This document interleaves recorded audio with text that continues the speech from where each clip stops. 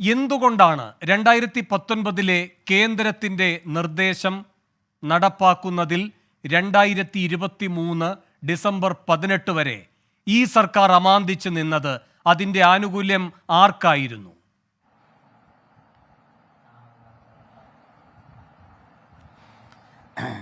എന്തെങ്കിലും ആരെങ്കിലും പറഞ്ഞു കേട്ടാൽ ഉടനെ കാള പറ്റൂ എന്ന് കേട്ടാൽ കയറെടുക്കുന്ന ഒരു മാധ്യമ പ്രവർത്തനമാണ് നമ്മുടെ കേരളത്തിൽ നടന്നുകൊണ്ടിരിക്കുന്നത്.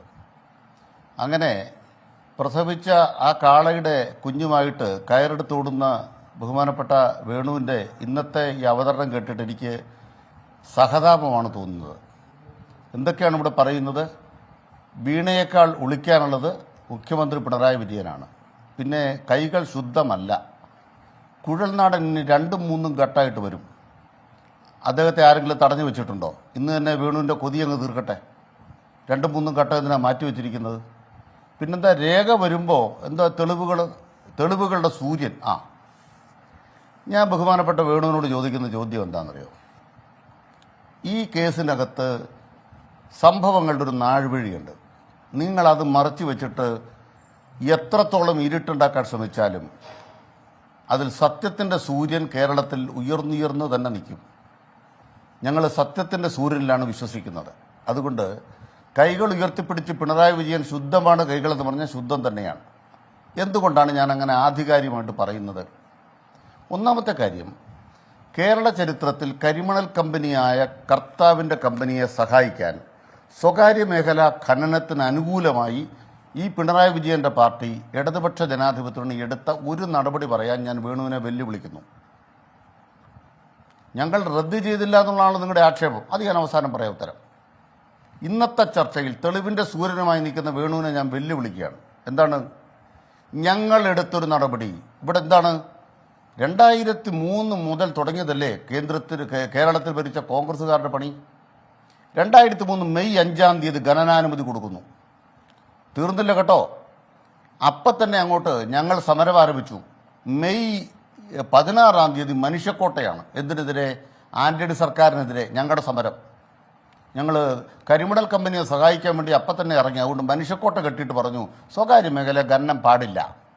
ആ നയം അന്നു മുതൽ ഇന്ന് വരെ ഞങ്ങൾ തിരുത്തിയോ? അതാണ് എൻ്റെ ഒന്നാമത്തെ ചോദ്യം. രണ്ടാമത്തെ ചോദ്യം, 22/5/2003 ഈ ആന്റണി സർക്കാർ കേന്ദ്രത്തിൻ്റെ കത്തെഴുതിയോ? എന്താ കത്ത്? കർത്താവിൻ്റെ കമ്പനിക്ക് കരിമണൽ ഖനനം കൊടുക്കണം സ്വകാര്യ മേഖലയിൽ. എന്നിട്ട് എന്ത് ചെയ്തു? 2002 തന്നെ കായംകുളത്തിന് വടക്ക് എടുത്തോളാൻ പറഞ്ഞിട്ടുണ്ട്. അതുകൂടാതെ ഈ ആന്റണി കേന്ദ്രത്തിൽ അധികാരത്തിൽ വന്നു കഴിഞ്ഞപ്പോഴാണ് 2005 ആലോചിച്ചോണം, ഇവിടുന്ന് ആന്റണി ഡൽഹിയിലേക്ക് പോയി. ആന്റണി ഡൽഹി ചെന്ന് കഴിഞ്ഞാണ് 13 ബ്ലോക്കുകൾ കേന്ദ്ര സർക്കാരിൽ നിന്ന് ഖനനാനുമതി കർത്താവിന് കൊടുത്തത്. അപ്പോൾ കേരളത്തിൽ ആന്റണി സർക്കാരിൻ്റെ അനുമതി മാത്രമല്ല, 13 ബ്ലോക്കുകളുടെ ഖനനാനുമതി കേന്ദ്രത്തിൽ നിന്നും ആന്റണി കേന്ദ്രമന്ത്രിയായിരിക്കുമ്പോൾ ഈ UDF-കാർ UPA സർക്കാരിന്റെ കാലത്ത് വാങ്ങിച്ചെടുത്തു കർത്താവിന്റെ കമ്പനി. അതിനിടയിൽ അങ്ങ് പൂർത്തിയാക്കിക്കൊള്ളൂ ഒരു ചോദ്യം. അങ്ങനെ AK ആന്റണിക്ക് അവിടെ മന്ത്രി പദവിയിൽ ഇരിക്കുവാനും UPA സർക്കാരിന് ഈ തീരുമാനങ്ങളെല്ലാം എടുക്കാനുമുള്ള 64 പേരുടെ പിന്തുണ ഏത് വകുപ്പിൽ കിട്ടി? CMRL-ന് അല്ലെങ്കിൽ ഈ KREML-ന്? അപ്പോൾ ബഹുമാനപ്പെട്ട വേണുവിൻ്റെ സാമാന്യ ബുദ്ധി എനിക്ക് മനസ്സിലായി. ഇന്ത്യൻ രാഷ്ട്രീയം ചെന്ന് എത്തി നിൽക്കുന്ന ഏറ്റവും പ്രധാനപ്പെട്ട ഒരു ഘട്ടമായിരുന്നു 2002 ഗുജറാത്ത് വംശഹത്യ. അതൊക്കെ അവിടെ നിൽക്കട്ടെ. ഒരു കോർഡിനേഷൻ കമ്മിറ്റി ഉള്ളത് ഓർമ്മയുണ്ടോ? ഈ നരേന്ദ്രമോദിയുടെ ഗുജറാത്ത് ഒരു കോർഡിനേഷൻ കമ്മിറ്റി ഉള്ളത് ഓർമ്മയുണ്ടോ? ചോദിച്ചതിന് ഉത്തരം, ഞങ്ങൾ 63 MP പാർലമെന്റിൽ അല്ലല്ലല്ല പറയട്ടെ, 63 MP പാർലമെന്റിൽ പിന്തുണ കൊടുത്തത് ഈ CMRL കമ്പനിക്ക് വേണ്ടിയാണെന്ന് വേണുവിനെ പോലുള്ള ഒരു കോർഡിനേഷൻ കമ്മിറ്റി ഉണ്ടായിരുന്നോ? സ്വയം നിലവാരം പരിശോധിക്കും. ഒരു കോർഡിനേഷൻ കമ്മിറ്റി ഉണ്ടായിരുന്നോ? ചർച്ച പങ്കെടുക്കുമ്പോൾ അല്ലെന്നേ, ഈ പ്രതിരോധ മേഖലയെ ഒന്നടങ്കം അമേരിക്കയുടെ കാൽ കീഴിൽ കൊണ്ടുവന്ന് കാഴ്ചവെക്കാൻ പോകുന്നു എന്ന് പറഞ്ഞ് ആ സർക്കാരിനുള്ള പിന്തുണ പിൻവലിച്ച മഹാരഥന്മാരല്ലേ ആ കോർഡിനേഷൻ കമ്മിറ്റിയിൽ അപ്പോഴും പങ്കെടുത്തുകൊണ്ടിരുന്നത് ഈ 2005-ലും? ദയവായി വേണു ഒരു കാര്യം മനസ്സിലാക്കുക. കോർഡിനേഷൻ കമ്മിറ്റിയിൽ ഭരണ നടപടിയാണോ തീരുമാനിക്കുന്നത്? അത് എവിടുന്ന് പഠിച്ച ജേർണലിസമാണ് നിങ്ങളുടേത്? നിങ്ങൾ ഈ വിവരാവകാശം ഉൾപ്പെടെയുള്ള എല്ലാ അവകാശ നയങ്ങളുടെയും ശില്പികൾ നിങ്ങളാണെന്ന് പറയുന്നവരല്ലേ? അത് ഈ കോർഡിനേഷൻ കമ്മിറ്റിയുമായിട്ടൊക്കെ ചേർന്നിട്ടല്ലേ നടപ്പാക്കാൻ കഴിയുക? അല്ലാതെ എങ്ങനെയാ പറ്റുക? വേണു അല്പം അല്ല, ഞാൻ ആ അല്പം കേസ് കൂടെ വിട്ടു. ബുദ്ധി വേണം. അവിടെ എന്നാ ചുറ്റിത്തിരിയേണ്ട. ബഹിരാകാശ നിയമമാണ് കേൾക്കുന്നവർ ഇതിന് കേൾക്കട്ടെ. ആന്റണി ഇതൊക്കെ ചെയ്യുമ്പോൾ അല്ലല്ല, 63 അല്ലല്ല. നോക്കൂത്തികൾ ഞങ്ങൾക്കുണ്ടായിരുന്നു എന്നാണ് അങ്ങയുടെ കേൾക്കുന്നത് ഭാഗമെങ്കിൽ എനിക്ക് ഒരു തർക്കമില്ല, കാര്യം എനിക്ക് മനസ്സിലാക്കൂ. കേസില്ല, അങ്ങ് തുടർന്നോളൂ. ഒരു കാര്യം കേൾക്കുക. യെസ്, നിങ്ങൾ ഇടയ്ക്ക് വന്നിട്ട് വേണ്ടാത്ത കാര്യം പറയരുത്. UPA സർക്കാരിന് ഞങ്ങൾ പിന്തുണ കൊടുത്ത് എന്തിനാണ്? അത് BJP അധികാരത്തിൽ നിന്ന് ഒഴിവാക്കാനാണ്. അത് കർത്താവിൻ്റെ കരിമണൽ കമ്പനിയായിട്ട് നിങ്ങൾ എന്തിനാണ് കൂട്ടിക്കെട്ടിയത്? ആ വേലയൊന്നും വേണ്ട. 2005 13 ബ്ലോക്കുകൾ ആന്റണി ഈ കേന്ദ്രത്തിന്റെ അധികാരത്തിൽ ഇരിക്കുന്ന കാലത്ത് 8 മന്ത്രിമാർ, ആലപ്പുഴ എന്നൊരു മന്ത്രി ഉണ്ടായിരുന്നല്ലോ, KC വേണുഗോപാൽ. ഇവരുടെയൊക്കെ കൈകൾ ശുദ്ധമാണോ? ഇവരുടെയൊക്കെ സൂര്യൻ എങ്ങനെ അവിടെ ഉദിച്ചു നിൽക്കുന്നത്? ഇതെല്ലാം വരുമ്പോൾ ഉമ്മൻചാണ്ടിയും ഈ UDF നേതാക്കന്മാരും ചെന്നിത്തല എല്ലാം കൂടെ ഈ കരിമണൽ കമ്പനിയിൽ നിന്ന് കള്ളപ്പണമായിട്ട് കോടികൾ എന്തുകൊണ്ട് പോയെന്നുള്ളതിന്റെ തെളിവാണ് ഈ പറയുന്നത്. ഇതൊക്കെ ശരി. പക്ഷേ ശ്രീ അനിൽകുമാർ, നമ്മളിപ്പോ ഒരു സെമിനാർ അല്ലല്ലോ നടത്തുന്നത്. അങ്ങ് 2003 മുതലുള്ള കഥ പറയരുത്. അല്ല, ഒറ്റ കാര്യം എനിക്കറിയേണ്ട, ഒറ്റ കാര്യം, എന്തുകൊണ്ട് ഈ ലീസ് റദ്ദാക്കാനുള്ള ഉത്തരവ് 2023 ഡിസംബർ 18 വരെ വൈകി? അതിനുള്ളൊരു മറുപടി. കൃത്യമായിട്ട് മറുപടിയുണ്ട്. അതിന് മുന്നേ വേണുവിനോട് ഞാനൊരു ചോദ്യം ചോദിക്കുക. ഈ ലീസ് കൊടുത്തിരിക്കുന്ന കർത്താവിൻ്റെ സ്ഥലത്താണോ സർക്കാരിൻ്റെ സ്ഥലത്താണോ? വേണുവിൻ്റെ അറിവ് എന്താണ്? സർക്കാരിൻ്റെ സ്ഥലത്ത്. നിങ്ങളുടെ അറിവ് എന്താണ്? വേണു ആണല്ലോ. എന്നാൽ വേണു ഈ കാര്യത്തെക്കുറിച്ച് ഒന്നും അറിയില്ല. അല്ല, എന്ന് വെച്ചാൽ ഇപ്പോ കോടതിയുടെ വിധികൾ അനുകൂലമാകുന്നത് സർക്കാർ അത് നോട്ടിഫൈ ചെയ്തിട്ടില്ല എന്ന് പറഞ്ഞുകൊണ്ടാണ്. അല്ല, ഒറ്റ സെക്കൻഡ്. അല്ലെന്നേ, ഞാനൊരു വ്യക്തത വരുത്തട്ടെ. സർക്കാർ നോട്ടിഫൈ ചെയ്താൽ അല്ല, ഒരു സെക്കൻഡ്, സർക്കാർ നോട്ടിഫൈ ചെയ്താൽ അത് തിരിച്ചെടുക്കാം. ഞാനിപ്പോ ഈ പറഞ്ഞതിൽ എന്തെങ്കിലും പിഴവുണ്ടോ? എന്നിട്ട് മതി അമിത ആത്മവിശ്വാസത്തോടെയുള്ള പ്രകടനം. സർക്കാർ നോട്ടിഫൈ ചെയ്താൽ തിരിച്ചെടുക്കാം. പച്ചക്കള്ളമാണ്. നിങ്ങൾ പച്ചക്കള്ള പറയുന്നത്. എന്നാ കാരണം എന്നറിയോ? പച്ചക്കള്ളവാ പറയുന്നത്. ഈ പറയുന്ന കർത്താവിൻ്റെ സ്ഥലത്ത് ഖനനം നടത്താനാണ് ആന്റണി സർക്കാർ അനുമതി കൊടുത്തത്. സർക്കാർ സ്ഥലത്ത് ഖനനം നടത്താനല്ല ആന്റണി സർക്കാരിൻ്റെ അനുമതി. ആദ്യം അത് മനസ്സിലാക്കണം. നിങ്ങൾ ഞങ്ങൾക്കെതിരെ പുറപ്പെടുമ്പോൾ വേണു തന്നെ ഇന്ന് ചർച്ചയായിട്ട് ഇറങ്ങി തിരിച്ചെന്താ? സർക്കാരിൻ്റെ സ്ഥലത്തായിരുന്നു ഖനനം, അത് കർത്താവിന് ഉമ്മൻചാണ്ടി സർക്കാർ, AK ആന്റണി സർക്കാർ കൊടുത്തു. അത് കഴിഞ്ഞ് 2019 കേന്ദ്രം വന്ന ഉടനെ സർക്കാരിൻ്റെ സ്ഥലം ഞങ്ങൾ തിരിച്ചെടുത്തില്ല. ഇന്നലെ തൊട്ട് കേരളത്തിലെ മാധ്യമങ്ങൾ പ്രചരിപ്പിക്കുന്ന കള്ളം ഇതാണ്. നിങ്ങൾ ഈ വിധിയുടെ പകർപ്പ് എൻ്റെ ഇരിപ്പുണ്ട്, ഞാൻ വായിച്ചു നോക്കൂ. എന്താ വിധി? കർത്താവിൻ്റെ സ്ഥലത്ത് കർത്താവ് ഖനനം നടത്താൻ അനുമതിക്ക് അപേക്ഷ കൊടുക്കുന്നു. എന്തുകൊണ്ടാണ് ലീസാകുന്നത്? ആരൊരാളുടെ സ്ഥലത്ത് കടന്നാലും അവിടെ നടക്കുന്ന ഇൽമിനേറ്റ് ആണെങ്കിലും ധാതുക്കളാണെങ്കിലും അത് സർക്കാർ ഉടമസ്ഥതയിലുള്ള സാധനമാണ്. ആ സ്ഥലം സ്വകാര്യ ഭൂമിയാണെങ്കിലും അതിലെ ഖനിജങ്ങൾ എന്ന് പറയുന്നത് നമ്മുടെ നാടെന്നാണ് നിയമം. അതുകൊണ്ട് കർത്താവിൻ്റെ സ്ഥലത്ത് നിന്ന് ഖനിജം എടുക്കണമെങ്കിൽ ലീസ് കിട്ടണം സർക്കാരിൻ്റെത്. സ്ഥലം കർത്താവിൻ്റെ തന്നെയാണ്. അപ്പോൾ എന്താ സംഭവിച്ചത്? 2016 ഏപ്രിൽ മാസം 8 കോടതി വിധി വന്നു. ആ വിധിയിൽ എന്താ പറയുന്നത്? AK ആന്റണി സർക്കാർ ഖനനം നടത്താൻ കൊടുത്ത അനുമതി റദ്ദാക്കിയ കേരള സർക്കാരിൻ്റെ നടപടി ട്രിബ്യൂണൽ ആദ്യം തള്ളി. അതിനെതിരായി ഹൈക്കോടതി കേരള സർക്കാരിനെതിരായി വിധിച്ചു. ഡിവിഷൻ ബെഞ്ച് കേരള സർക്കാരിനെതിരായി വിധിച്ചു. മൂന്നാമത് സുപ്രീം കോടതിയും ഏപ്രിൽ മാസം 8 2016 കേരള സർക്കാരിനെതിരായി വിധിച്ചു.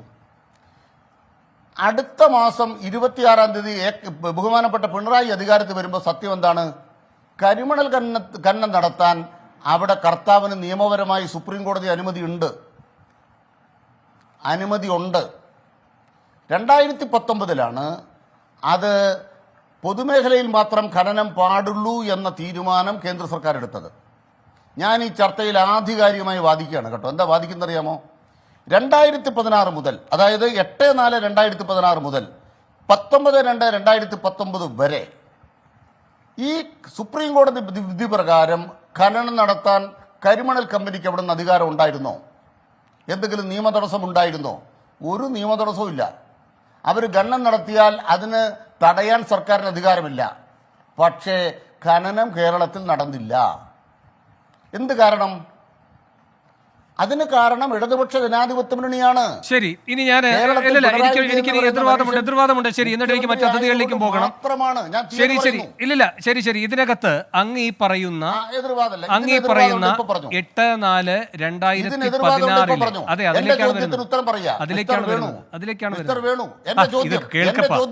കേൾക്ക് അങ്ങനെ അങ്ങനെ വല്ലാതെ സമർത്ഥനാകല്ലേ. അല്ല, അങ്ങേ മാത്രം കേൾക്കാനായിട്ടല്ല ഇവിടെ എല്ലാവരും ഇരിക്കുന്നത്. ഒന്ന് വഴങ്ങൂ.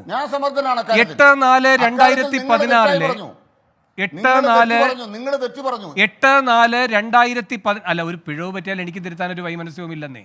8/4/2016 സുപ്രീം കോടതി വിധിയിൽ ഒരു വാചകമുണ്ട്. അങ്ങ് മുതൽ പിണറായി വരെ മനഃപൂർവ്വം കാണാത്തൊരു വാചകം. In other words, the dismissal of this appeal shall not prevent the state from invoking its rights under section 17A(2) of the act by issuing notification in respect of mineral deposits in question.